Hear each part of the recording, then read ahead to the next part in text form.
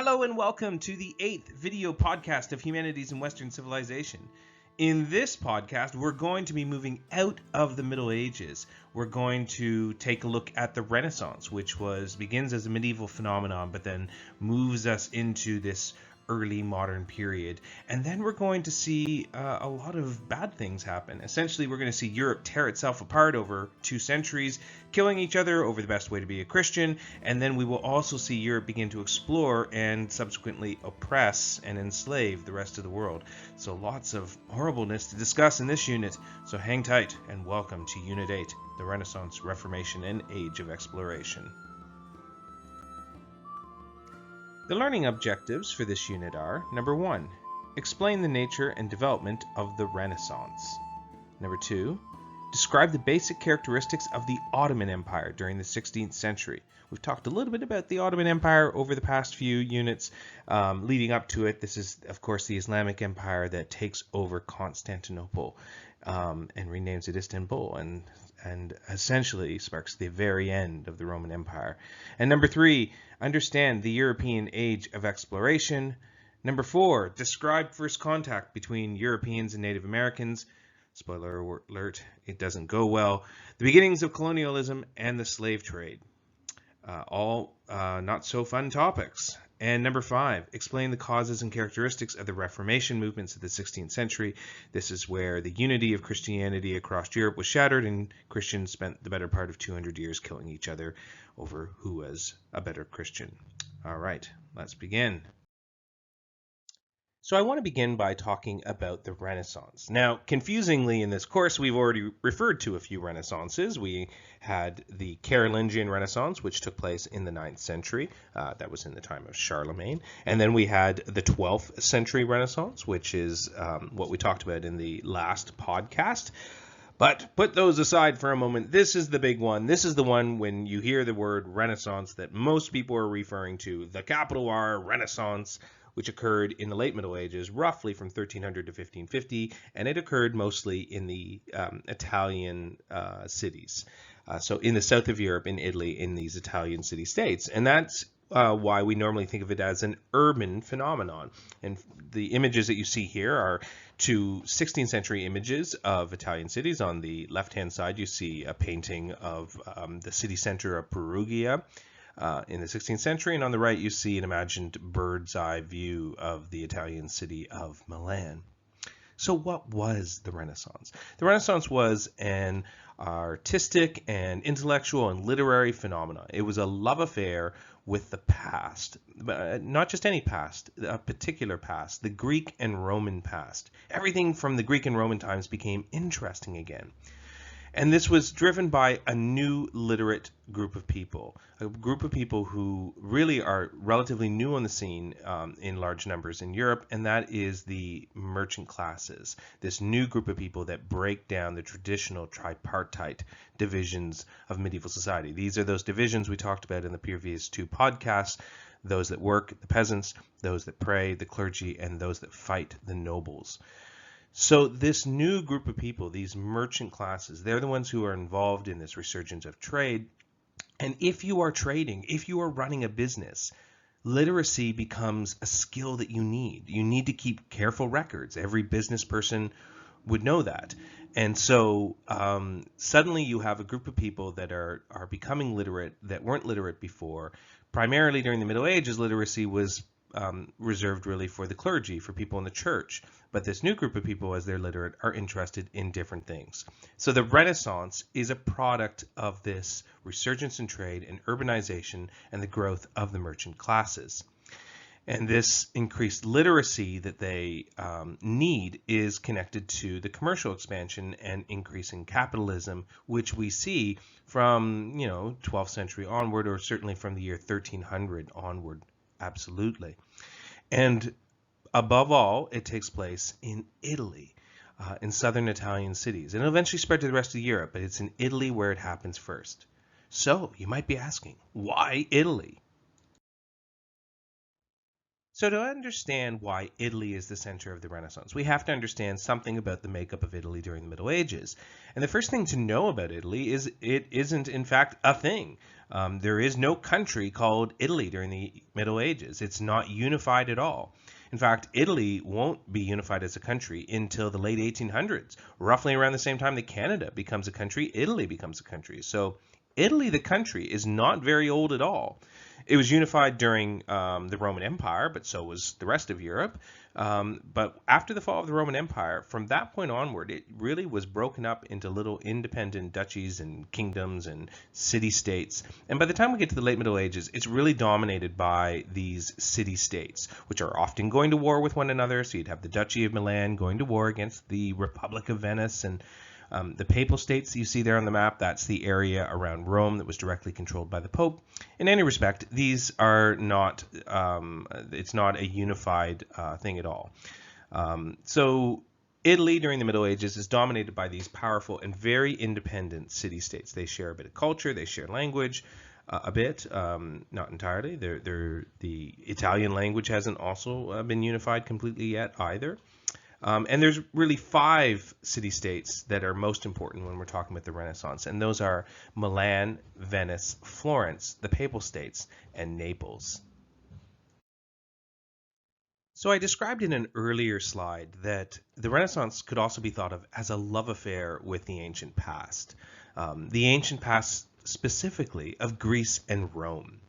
And that really is the most defining characteristic of the makeup of the Renaissance, is that people who were writing in the Renaissance, who were producing art in the Renaissance, were trying to emulate a glorious past, sometimes an imagined past, but definitely very purposely imitating the Greeks and the Romans.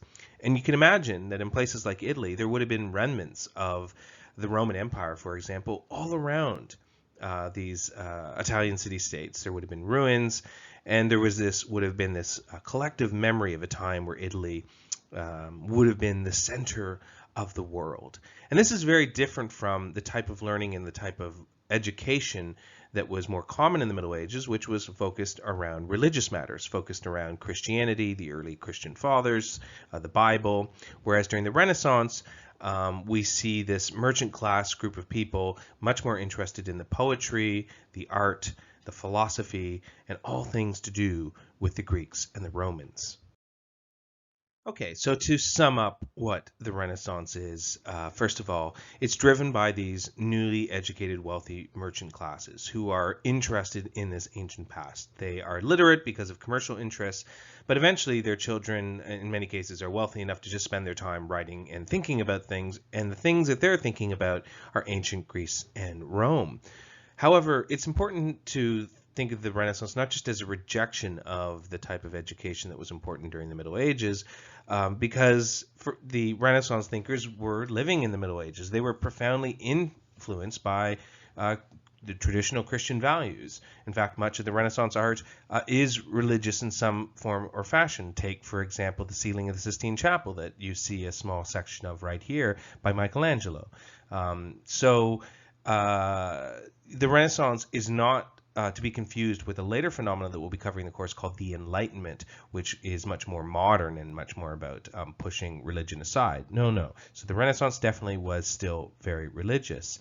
The culture that the Renaissance ended up creating was very unique and ultimately a radical departure from the past. In many cases, their art that they produced was far superior than anything that had been produced in classical or Greek times. We see advances in art, in literature, and in civics. So that's sort of a general overview of what the Renaissance accomplishes. This painting is the famous School of Athens painting by Raphael, which was painted between 1509 and 1511 as a fresco in the Vatican. And to me, this painting really says so much about what the Renaissance was all about. When you look at this painting, you see this imagined, fictionalized, sort of a glorious Greek or Roman past. We see, ancient philosophers all chatting with one another, and we see what are most likely, depictions of ancient philosophers. So, for instance, right here, this dude here with the beard looks to be like Plato, and this guy chatting with him is probably his protege, Aristotle. What's really interesting, though, is that Raphael didn't just simply, paint his imagined version of Plato, but rather he put his friends into the painting. He put contemporaries into the painting. So Plato is in fact depicted as Leonardo da Vinci, and over here Aristotle appears to be Guiano da Sangallo, who is a Renaissance sculptor and architect. And perhaps this brooding fellow down here at the bottom, this is likely Michelangelo here. So the artist has actually sort of taken a imagined far past in ancient Greece and Rome, but he's thrown in his friends, and it's just a wonderful painting. So really during the Renaissance, we have the birth of an interest in the types of things that this course is even about, and that is humanism. You are taking Humanities and Western Civilization. So humanities comes from the word humanism, which is what the Renaissance was all about. So the Renaissance was interested in human things, human poetry, human art, human literature. We call this studia humanitatis. That's the Latin, the study of human things, or the study of humanity. And that is what humanism is all about. And that is what the Renaissance was all about, humanism. So we've already said that humanism was a very different approach to learning than had been the norm during the Middle Ages. So in medieval universities, for example, theology would have been considered the highest subject. And theology just means the study of religious things. So that would be the study of the Bible, the early Christian church fathers, and other religious writings. In medieval universities, all the subjects would have been taught in Latin, but not the pure classical Latin that would have been spoken during the Roman Empire. This was a Latin that had become barbarized over the centuries, and we actually call it medieval Latin, and it's different in a number of ways from classical Latin. So humanism during the Renaissance, as we've already said, represented a renewed interest in Greek and Roman times, the ancient philosophy and literature of Greek and Roman times. And it wasn't just about studying those things, it was also about experiencing it in the original classical Latin. And so during the Renaissance, we see this renewed interest in studying Latin in its purest form. And this meant that a lot of Renaissance writers were scouring the libraries of Europe looking for the oldest books that they could find, which they assumed would obviously be from Greek and Roman times. So you see there on the right an image of a type of writing that we refer to as Carolingian minuscule. It was one of the oldest books that they would have likely found in libraries, and as a result, they began to copy this style of writing, thinking that it was the type of writing that the ancient Greeks and Romans wrote in. But it actually dates from roughly around the time of Charlemagne, which is why it's called Carolingian minuscule. And this is the first of a number of examples of where Renaissance authors and writers, they get it wrong. They think that they're trying to get closer to ancient Greece and ancient Rome, but they're not quite doing it. I'm just going to show you a close-up of this Carolingian minuscule. So here you see a close-up of it, and I assume a lot of the letters look pretty clear to you. I mean, you can probably tell that at the top we see O-R-A-T-I-O, oratio, and then it's ad, A-D, caticum. So, you know, it's relatively clear, and even when you're looking at the lowercase letters below, the big round circle on the left-hand side is an O, and then reading across that first line, O-M-N-I-P-O-T-E-N-S, omnipotens, and then it's sempiter. So although the writing is maybe a little bit different from what you're used to, it's not that different. And the reason why you see it being so familiar is because the Renaissance coincided with another invention, the printing press. And when Renaissance writers started emulating this type of writing, this is the type of writing that the printing press began to popularize. And that's why our alphabet most closely approximates the type of writing that was popular during the time of Charlemagne in the year 800, which is pretty crazy if you think about it. So what did actually ancient Greek and Roman writing really look like? Well, Renaissance writers would have been really quite astounded if they could have seen it. I'm going to show you an example now. So this is actually what ancient Roman writing, cursive writing, looked like, and as you can see, it's a lot more difficult to read. Across the top, it says "Si fabulus mesero optio classis praetor mesantium." It's very difficult to read, and you have to be trained in the letter forms. And yes, they are the ancestors of our letter forms, but they are very different. So Renaissance writers did not get it right. Instead, we all are keyboards. It looks like the type of writing that Charlemagne would have found quite familiar. So humanism aside, probably the Renaissance is most remembered for its developments in art. And if you look at the way art was in the Middle Ages, you can see just what a revolutionary step forward it was. So here you see a typical medieval manuscript illumination. So it's usually has to do with a religious subject, and it's often portrayed symbolically. The figures are not very realistic. It's very two-dimensional. The artist generally is not concerned with making sure that the figures are anatomically correct. It's far more important to make sure that it's being educational to the readers. And in this case, we see the baby Jesus with his mother Mary and the three wise men who came shortly after Jesus' birth, who were three kings from far away, bearing gifts for Jesus. And typically, the way Jesus is portrayed in medieval illustrations, he's portrayed as kind of like a little man, really. Here you see him sort of, with his two fingers blessing the kings that are coming, giving him gifts, and he's just a baby. Jesus almost never is portrayed as a helpless baby, because that just wouldn't be considered appropriate. Because everything in the Middle Ages with respect to painting was always about symbolism. Here's another example of the Jesus as a middle-aged man. This baby Jesus looks to be about 35, again with his mother Mary and blessing. Here's another one. This is man baby Jesus with receding hairline. Very typical for medieval depictions of baby Jesus. Now let's move forward to the Renaissance and just see how art changed. So here you see an early Renaissance painting, Giotto di Bondone's famous Kiss of Judas painting from 1304 to 1306. And it couldn't be more different. This was truly a revolutionary break from the past. So first of all, you see quite a bit of depth in the painting. They're using different levels of light and dark. The figures are very three-dimensional. They pop out of the frame. They're portrayed far more realistically. And there's such emotion and drama in this picture.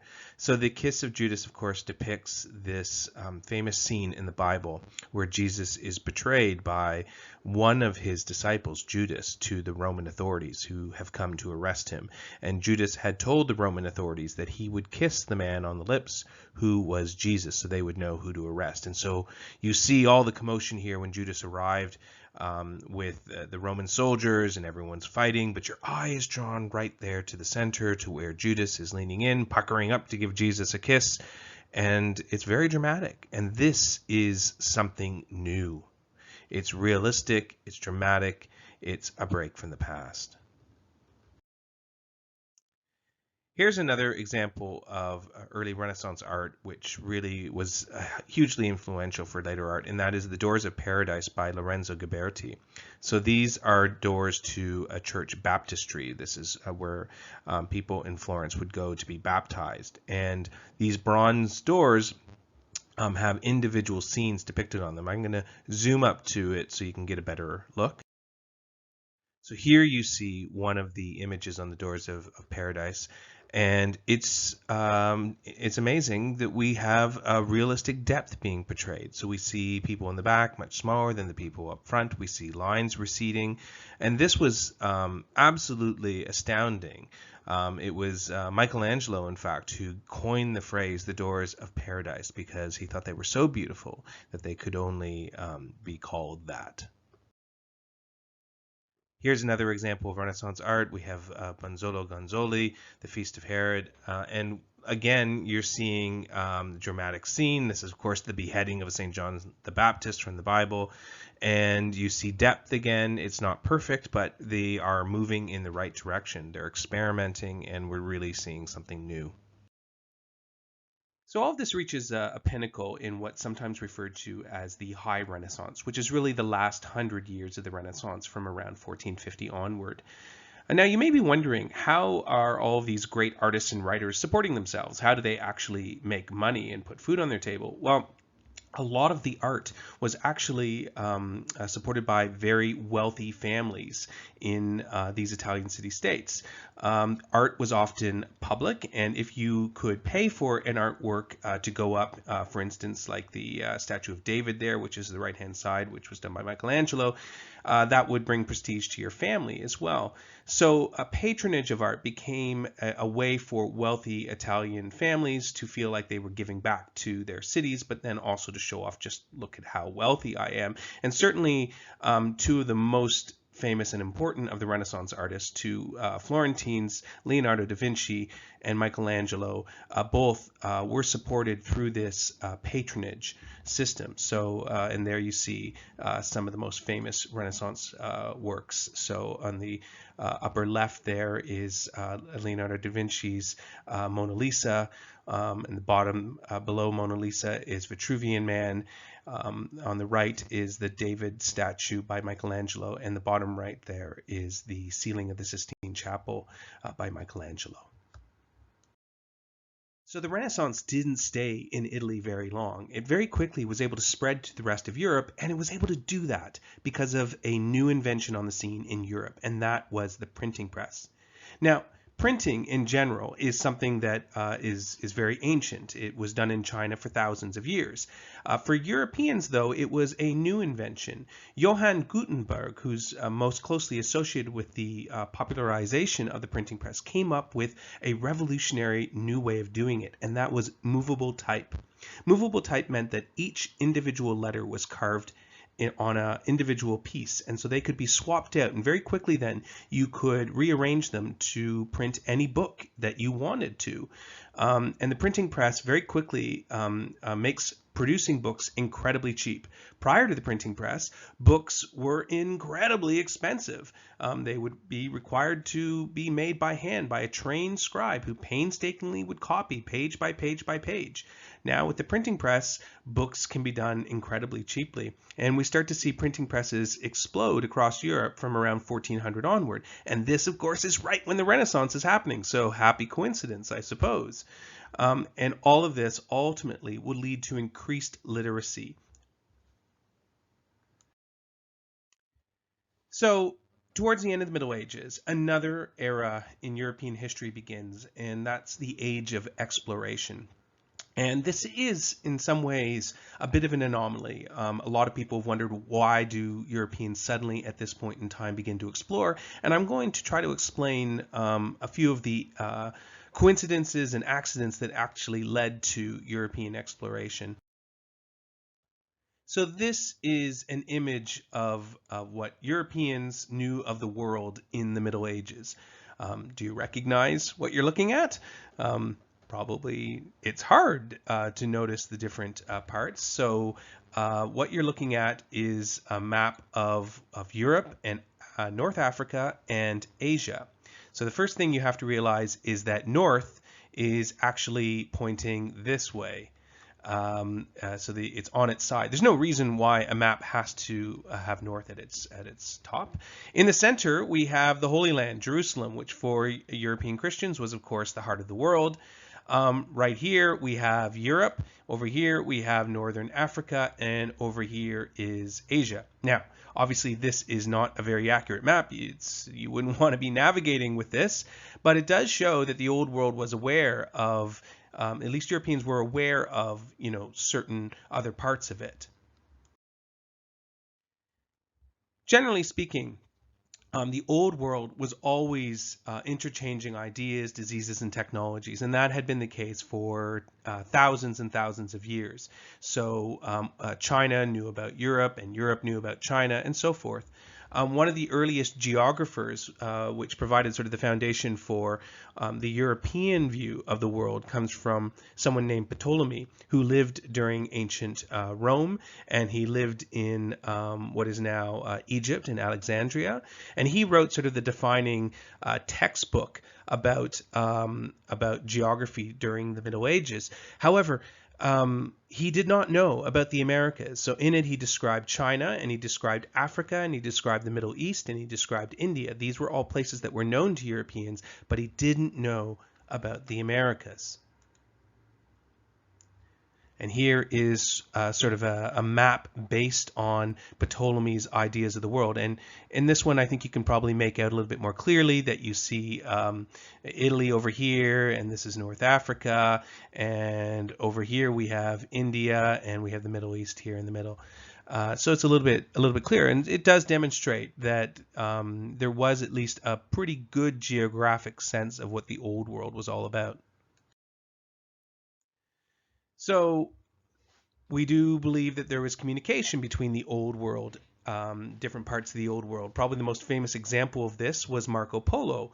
Marco Polo, we know about him because he wrote a book in the 13th century, and in that he described his travels as a merchant to India and China. For a while, there was some thought that he made it all up. But if you do a close examination of some of the things he says in his book, which does include a lot of like dragons and magic and stuff, there actually are facts that we can verify from Chinese and Indian history. So even if Marco Polo didn't visit those places himself, he must have spoken to somebody he did, because there is that degree of accuracy. So there was some Europeans that had already ventured out exploring. And this is an image of Marco Polo's book, which during the Middle Ages was a bit of a bestseller. On the other side, there were also explorers. So from China, Zheng Hao in the late 14th, early 15th century led a massive expedition that explored down the coast of Africa and around the Middle East and around India. They set up trading posts. They mapped where they went. And those ships were pretty sophisticated. Had Zheng Hao decided to point his ships the other direction, it's conceivable that the Chinese would have been the first old world population to reach the New World, sailing across the Pacific Ocean. Unfortunately, when Zheng Hao's voyages came to an end, China entered into an isolationist phase. And in fact, a lot of the knowledge of Zheng Hao's expeditions were ordered to be burned. In fact, the leadership of China felt that there was nothing to be learned from the outside world, that it was filled with nasty barbarians and such. So that brief period of Chinese exploration comes and goes rather quickly.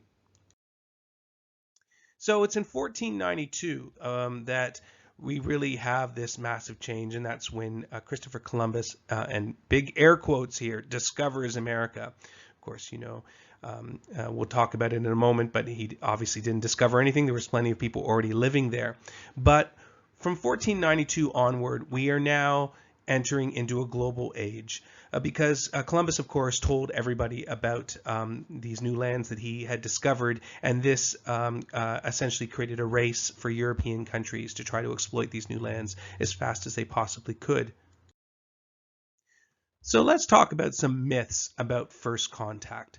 So first of all, myth number one, the idea that Columbus discovered America. Well, this is nonsense. So first of all, he wasn't even the first European. The first documented Europeans visiting the Americas were actually the Vikings, who had arrived in the Americas hundreds of years before, in fact, in an area of Canada, what is now known as Newfoundland. The Vikings had recorded these stories in sagas, but they were lost to time, and the Vikings didn't stay in the Americas. So for all intents and purposes, Columbus is still the one who ushers in this global age of contact between the old world and the new world. The second myth is that Columbus was some sort of mad genius and that everybody else thought the world was flat. Maybe you've heard this myth yourself. This is not true. In fact, at just about every point in history, educated people had figured out that the world was round. And this is true not just of Europe, but of China, of India, everywhere people had figured it out. Even, real basic anecdotal evidence that you could, see yourself of a ship disappearing on the horizon, where the last thing you would see is a mast disappearing, would indicate that the world is round. So the reality is that most people knew the world was round. Now, that doesn't mean that they knew about the Americas, because they didn't. And they also didn't know how big the ocean was, and they didn't know whether it was crossable. But for the most part, all educated people knew the world was round. So Columbus was not some sort of revolutionary in that respect. The next myth is that when Columbus arrived in the Americas, it was largely empty of people, that, the indigenous populations were small and that they are primitive, and this is just not true whatsoever at all. In fact, we believe at least 50 million people, maybe even as high as 100 million people, were spread out between North and South America, and they lived in incredibly complex and varied civilizations and lifestyles, everything from hunter-gatherers in the far north, or in the jungles of South America, to massive city civilizations such as the Maya and then the Aztecs in Central America or Mesoamerica. And the final myth is that Europeans ultimately conquered America because of superior weapons. And this is also a myth. The reality is, sadly, that diseases were the greatest factor. So the populations of the Americas had been isolated for tens of thousands of years, and that meant that in the Old World, all of these diseases had spread from one part of the Old World to the other part of the Old World, and all Old World populations, didn't matter whether you were from China or Europe or Africa, everyone had built up a certain degree of immunity to these Old World diseases. But the New World populations, the indigenous peoples of the Americas, had not. And sadly, the moment that they encountered Europeans, their diseases were deadly. And they spread often very fast, more quickly than the Europeans themselves.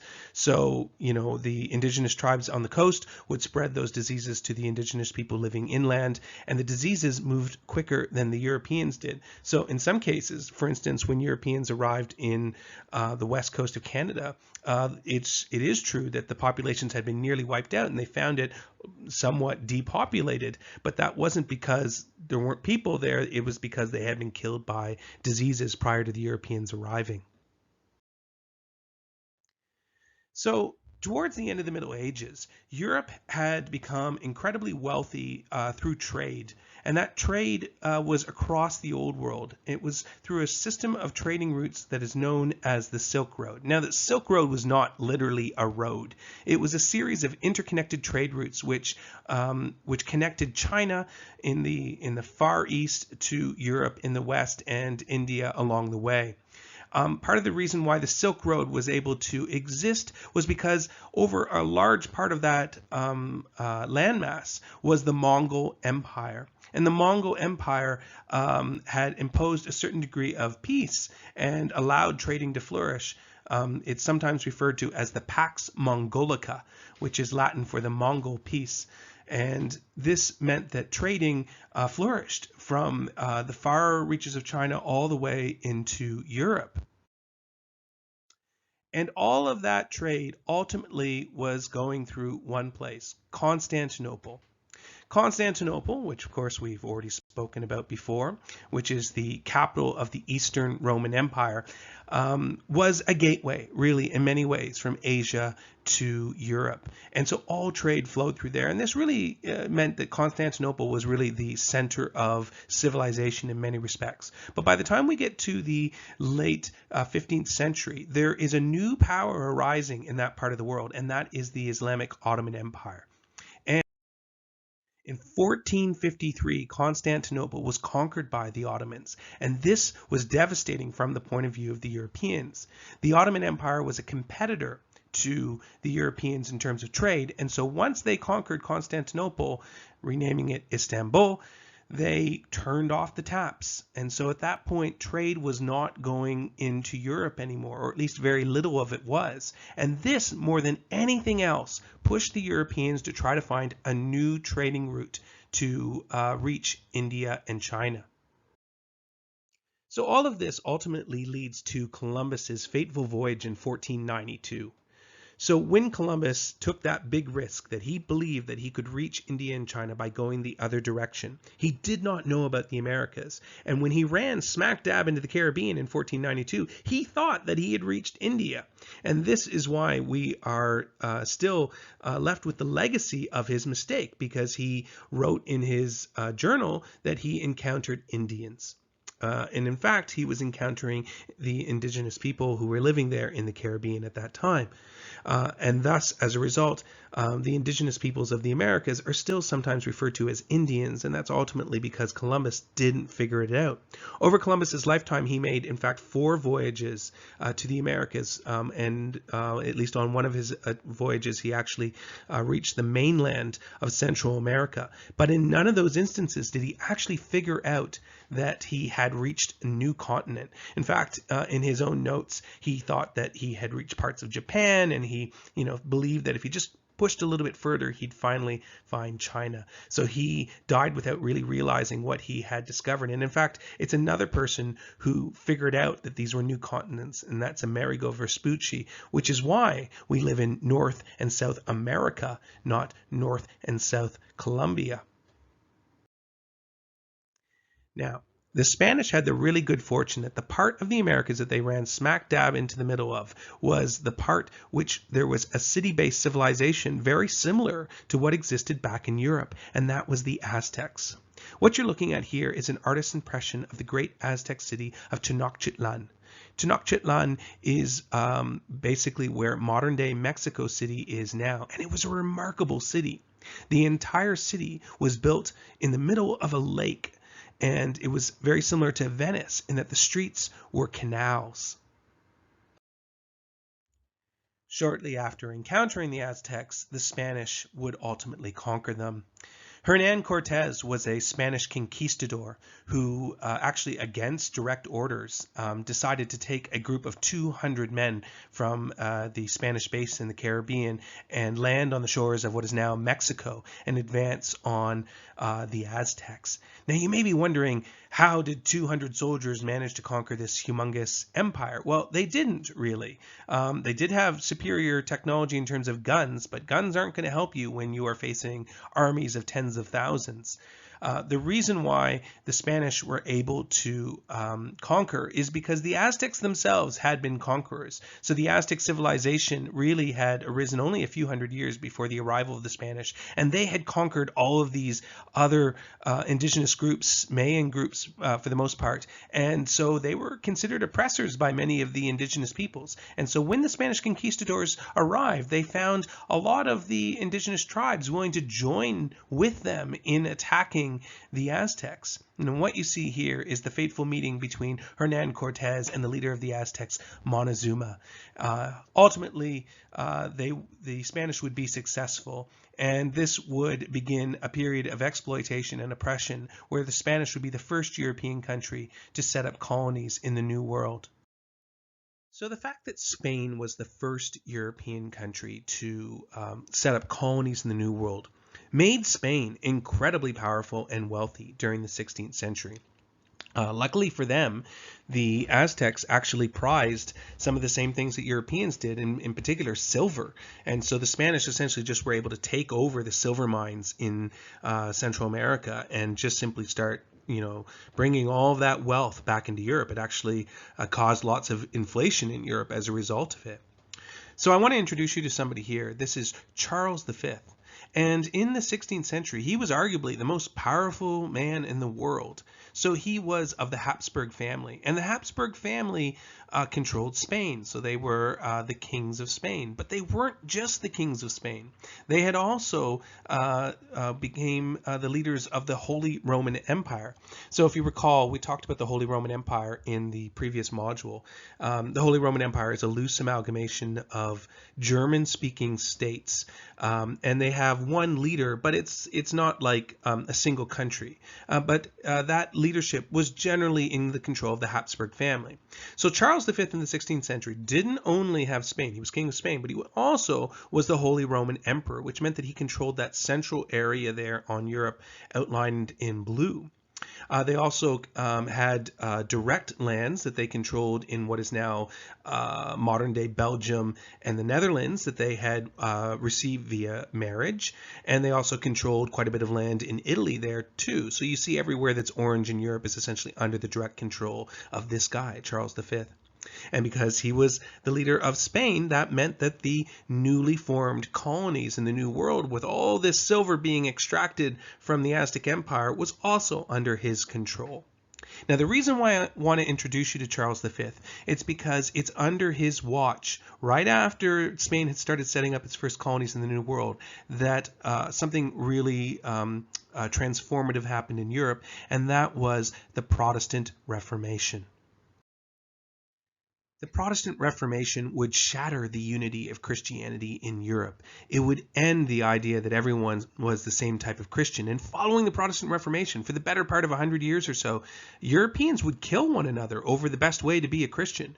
What you see here is an image of one example of that type of violence. This is the St. Bartholomew's Day massacre, which took place in France, and it saw waves of spontaneous violence where the Catholics rooted out the Protestant minority within France, and tens of thousands of men, women, and children were killed during a wave of violence over several weeks. But this was happening all over Europe as Christians killed other Christians. Now, to understand why the Protestant Reformation takes place, it's important to have a little bit of background about what medieval Christianity was like. So what was Christianity like prior to the Protestant Reformation? So first of all, normally you often will see in places like your textbook, medieval Christians will be referred to as Catholics, but that's not really a good way of describing them because they wouldn't have understood that as a term. Medieval Christians would have called themselves Christians. The word Catholic, in fact, really is never used to describe their religion until after the Protestant Reformation. It's a Greek word which means universal. And, you know, there are a few examples in the Middle Ages where the word Catholic is used, but it's in a lower C case. So it's just being, you know, descriptive, saying the universal church. It wasn't the name of the religion. So medieval Christians would have called themselves Christians, not Catholics. Now, technically, all Christians in Europe were unified under the Pope. Now, as we discussed in previous podcasts, the Pope wasn't really ultimately that powerful. So this is sort of nominally under the control of the Pope. Most people were not religious, at least not in the modern sense. When you think of someone who's religious now, you would think of someone who's very knowledgeable in their faith. That they read the Bible, that sort of thing. In the Middle Ages, very few people were literate, so they often didn't know much about their faith. They knew that they had to show up to church on Sunday, but they wouldn't have understood the church service because it would have been given in the Latin language, which very few peasants would have understood. They knew that they had to go to communion once a year, that they had to go to confession once a year. They knew these things because they were told these things, but they didn't necessarily understand them at a deep spiritual level the way you might imagine someone who's religious today. The closest equivalent I can give is the way most people treat science today, in the sense that you most likely believe that the Earth is round and that it orbits the sun and that the other planets exist and they also orbit the sun. Now, you know this because you've been told it by people you trust, by scientists. You probably haven't proven it to yourself by doing the complex mathematics and observations through a telescope to know for sure that, yes, this is the truth. Well, that's sort of the way medieval people would have approached religion. They had been told these things by people that they trusted, and they didn't really investigate further. So putting aside for a moment the fact that people weren't very religious, what other characteristics can we say about medieval Christianity as opposed to what happened or what came next? So first of all, medieval Christians believed that in order to get to heaven, they had to do good things. So there was an emphasis on good works in attaining salvation. That means that if you did bad things, then you would likely go to hell. If you did good things, you are most likely going to go to heaven. But what if you were kind of like most of us and you were kind of not good all the time? Well, medieval Christians had an answer for that, and that was purgatory. So purgatory was something that we really don't hear about much in early Christianity at all. It's something that you could almost say is really invented during the Middle Ages. Now, medieval theologians wouldn't have described it as being invented, but rather that they discovered its existence by interpreting Christian texts, and that showed that something like purgatory must exist in the same way scientists might describe a scientific discovery. So what was purgatory? Purgatory is this place that you go if you weren't perfect, but you weren't horrible either. And to get out of purgatory, you needed people to pray for you. You needed people back home who were still alive to pray for you so that you could eventually ascend into heaven. And otherwise, you could very well, use up your time in purgatory and eventually go down to hell. So purgatory was a place that most of us were likely destined, unless we were really, really good. The other thing about medieval religion is that you really need the clergy, that is, the members of the church, to help you. They're the ones who understand the Bible. They're the ones who can read the Bible and understand all these complex mysteries about the spiritual world. And so they're necessary to help you navigate this to make sure that you don't get to purgatory. Medieval Christians believed very firmly in this concept called saints. And a saint was basically a super, super holy Christian who died as a martyr and then attained, essentially, they have superpowers. They're very equivalent to what a superhero is in modern culture today. And so saints were people that you could pray to get the best word into God, because God's a busy person. God probably doesn't have that much time to listen to you directly. So instead you might pray to a saint, and that saint would put in a good word for you, and hopefully that would be enough. The other important part about medieval Christianity was this alternating between being in a state of grace, which means that you're ready to go to heaven, or being in a state of sin. And all of us are sinning all the time. And so it's necessary to clear the slate every once in a while. And the way you do that in medieval Christianity is by performing the sacrament of confession. And so confession, all medieval Christians were expected to do it once a year. And so they would go to a priest, and in private, they would confess their sins. And then afterwards, the priest would give them maybe some prayers to say, or some other form of penance. And then they would say a prayer, and the slate would be wiped clean. They would grant them absolution. And this was a power which essentially cleansed them of their sins. And then from that moment onward, until you sinned again, which might be 30 seconds later, but from that moment onward, you were in a state of grace. That meant that if you died, you would go to heaven. So going to confession and receiving absolution was very, very important to medieval Christians. In the late Middle Ages, a variation of this emerges called indulgences. And this is actually one of the things that some of the early Protestant leaders, the people who were angry at the institutional church, took issue with. An indulgence was a way for someone wealthy to simply pay for absolution. So say I had done some sinful things, well, I could make a sizable donation to the church, and then the Pope would grant me an indulgence. And the indulgence would be the same as absolution. It would clear the slate. So basically it meant that I could do bad things and just pay my way out of it, and I would be guaranteed to go to heaven. And this was one of the issues that Protestant leaders really had a problem with during the early Protestant Reformation. So here you see in this image, this is an image of angels lifting souls that have been purified by the fires of purgatory into heaven. So the idea is that you've spent a little bit of time in purgatory, and now finally you're cleansed and ready to go to heaven. Now this brings us to the Protestant Reformation. So the word Protestant comes from the word to protest, and that's really what the Protestant Reformation begins as a protest. And this is the man that is probably most responsible for it, and that is Martin Luther.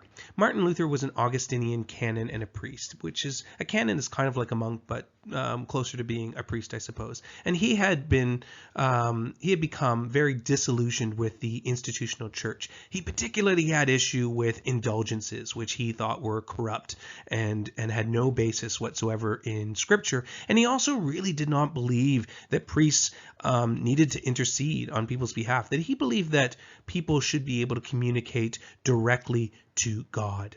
Now, what's really important is when Martin Luther begins to sort of agitate and start to make some noise about all these issues, he's not intending to create a new version of Christianity. In the beginning, all he wants to do is reform the existing church. In 1517, he composes his famous 95 Theses. And the 95 Theses is basically a list of points to be argued. 95 complaints that he had essentially with the mainstream church. According to tradition, in 1517, he marched up to the local church in Wittenberg, Germany, and he nailed them to the church door. And thus, this launches the Protestant Reformation. Now, we don't know whether he actually nailed these things to the door in Germany or not, but because of the printing press, the 95 Theses very quickly spread all over Europe, and they got people talking, and very quickly this became a major problem for the institutional church. Now, Martin Luther believed that the medieval church had it wrong about how you get to heaven. He believed that the way one got to heaven was because you believed, and that it was through this belief, your faith, that is how you actually got to heaven. The Latin phrase is sola fide, justified by faith alone. So this is in contrast to medieval Christianity that believed that it was by doing good things, by doing good acts, that you would eventually get to heaven. So Martin Luther would counter that someone who did not believe in God, it doesn't matter how good they are, no matter how many good acts they do, they're not going to get to heaven. So that was why he believed that faith was more important than good acts. Now, it follows that if you are a true believer in God, you're also going to be a good person and you're also going to do good acts. But it's the belief part that is most important. Now, as Martin Luther's ideas began to spread and this started to cause all kinds of problems for the mainstream church, it came to the attention of the most powerful man in the world, the one who I had talked about before, Charles V. And Charles V, along with church authorities, invited Martin Luther to come and speak about his ideas at a big church conference held in the city of Worms. It was called the Diet of Worms in April of 1521. Now, you might think, why would Martin Luther show up? Because if he was declared to be a heretic, he might face being burned at the stake, that sort of thing. Well, Charles V promised Martin Luther that if he did show up, that he would be allowed to leave freely afterwards, regardless of what the Diet decided. And so Martin Luther took him up on that offer, and he showed up. And for several days, both sides argued their ideas, but in the end, Martin Luther was not able to convince the church authorities that he was right, and he was indeed excommunicated, which means he was kicked out of the mainstream church and declared an outlaw. It is at this point that we would say the Protestant Reformation has truly begun. Now, because of the printing press, the Reformation spread incredibly quickly. And within just a few short years, we actually started to see different Protestant groups emerging. So we have one group which is based on Luther's ideas, which became known as Lutheranism. But we had another group which was based on another a man named John Calvin and his ideas about Christianity, and it was known as Calvinism. Then we had another group called Anabaptists who believed in adult baptism. Basically what we're seeing is all kinds of different versions of Christianity popping up. So once the dam breaks, we start to see many, many, many different versions of Christians, and they all start to fight against one another. They don't all agree with one another. So what does the Catholic Church do during all this? Well, the Catholic Church ultimately reacts to the Protestant Reformation and in many ways changes significantly. Sometimes this is referred to as the Catholic Counter-Reformation or just simply the Catholic Reformation. During the 16th century, we see new branches of the Catholic Church. For instance, Ignatius Loyola founds a new order called the Jesuits, and the Jesuits are become almost a militaristic version of the Catholic Church, and they will be on the forefront of fighting against the Protestant Reformation. Over a series of meetings in Trent, which became all those series of meetings over 20 years becomes known as the Council of Trent, the Catholic Church will essentially reform itself, and it will become closer to what we might think of as the modern version of the Catholic Church. And by the way, now that we are fully into the Protestant Reformation, we can call them Catholics. Now it's proper to use that term, the Catholic Church. And indeed, in records from that time, we start to see people refer to those that stayed with the old church, the church that was under the Pope, as Catholics. So here you see a map of Europe in 1555, so just a few decades after Luther, and Europe now many countries have split from the main church and have their own versions of Christianity. So everywhere where you see, which is more of an orangey color, is a Protestant religion. Everywhere where you see is more purpley color is a Catholic religion. Now you might say, wow, looks like the Catholics are doing okay. There's far more countries that are Catholic. Some of the most populated areas, of course, are those northern German-speaking regions which have gone Protestant. So the most violent sort of expression of the Protestant Reformation is the 30 Years' War, which takes place in the Holy Roman Empire from 1618 to 1648. It is essentially a civil war, at least it begins that way, a civil war within the Holy Roman Empire.